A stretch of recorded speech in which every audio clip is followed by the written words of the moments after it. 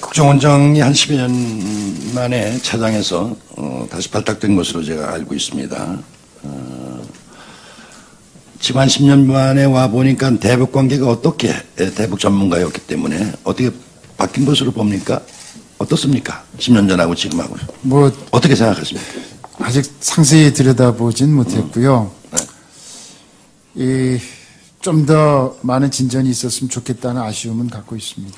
오늘 아침 북한이 새벽에 탄도미사일을 발사했죠. 예.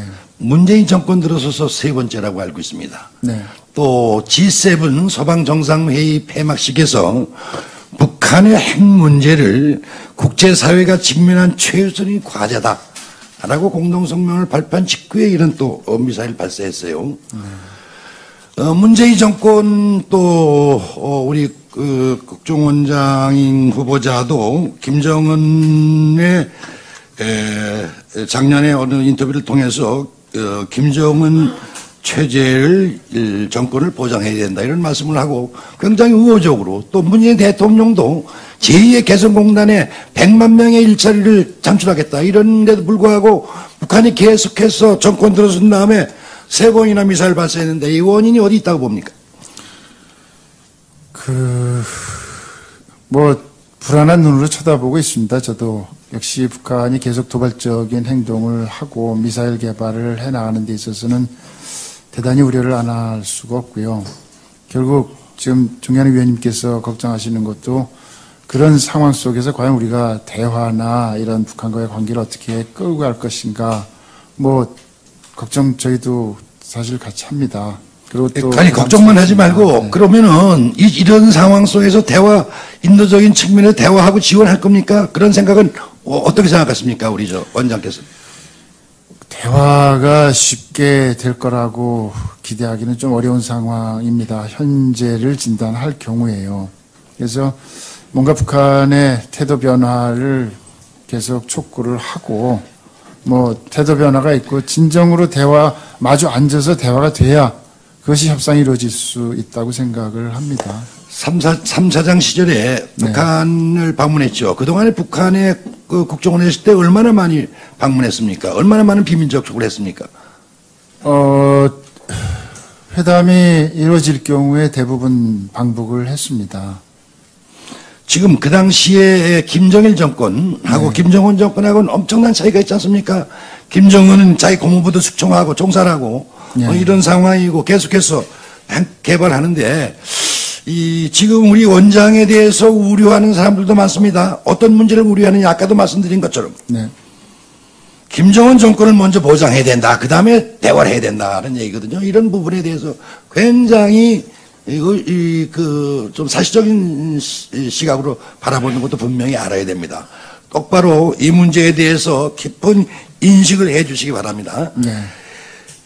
제가 오늘 아침 언론을 보니까 우리 정보위원들이 서면 질의한 내용에 대한 답변서가 전부 공개가 됐어요.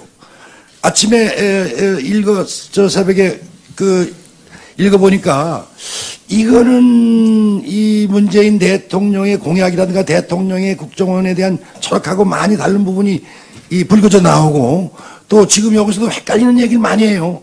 이거 분명히 해야 됩니다. 자, 문재인 대통령은 국정원 수사권을 박탈하고 또 국내 정부 파트를 배제하고 국정원을 해외 안보 정보원으로 개편하겠다 이랬거든요. 그런데 아까 우리 성은 후보자는 국내 정보의 폐지나 이런 것은 거의 불가능하다. 그 얘기를 하고 있는데 이 부분에 굉장히 헷갈려요. 오늘 말씀하신 거하고.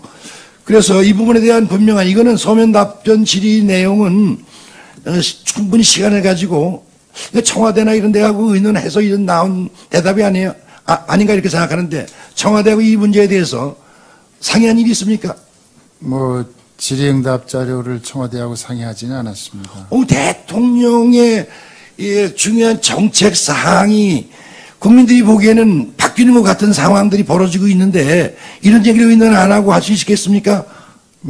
제가 선거 과정에서 대통령께서 어떤 생각을 가지고 계시는지 어떤 공약을 하셨는지를 잘 알고 그 기조 하에서 나름대로 소화를 하고 있습니다. 그러니까 다시 한번 말씀해 주세요. 그러면 대통령이 말씀하시는 국정원의 국내 정부 파트를 폐지하겠다는 부분에 대해서 동의합니다 이겁니까?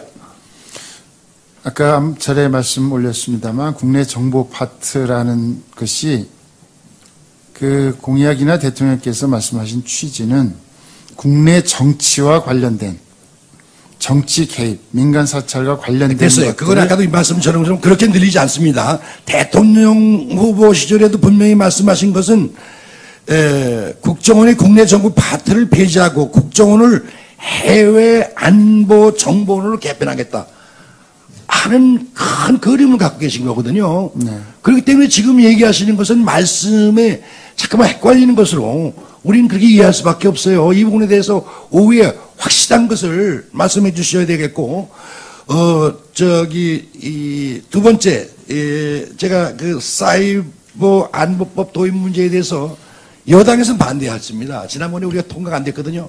그 찬성합니까? 아까 이 서면 답변 내용에 보면 이 부분이 굉장히 긍정적으로 얘기한 것으로 나와 있기 때문에 내가 묻는 겁니다. 다시 한번. 사이버 안보 문제에 있어서는 그렇습니다. 사이버 안보의 위기는 아까 제가 말씀을 올렸고요.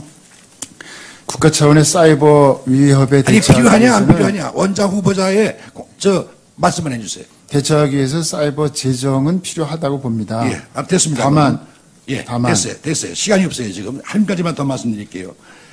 국가보안법 찬양고무죄를 폐지할 겁니까 안 할 겁니까? 그 생각을 어떻게 갖고 계시는가만 말씀해 주십시오. 제가 찬양고무죄를 폐지한다 안 한다보다는 찬양고무죄가 남용됐고 이제는 거의 적용이 되고 있지 않죠.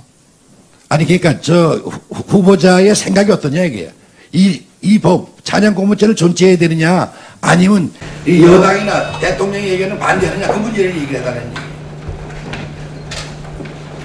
그 문제가 오래도록 많은 논란이 있었죠. 찬양고무죄에 대해서. 그래서 국법법의 무슨 개폐 문제까지도 이제 확산이 돼 있었습니다만 그 이후 실질적으로 찬양고무죄에 대해서는 거의 적용이 가장 엄격한 수준의 적용을 하고 있는 것으로 알고 있습니다. 네, 수고하셨습니다.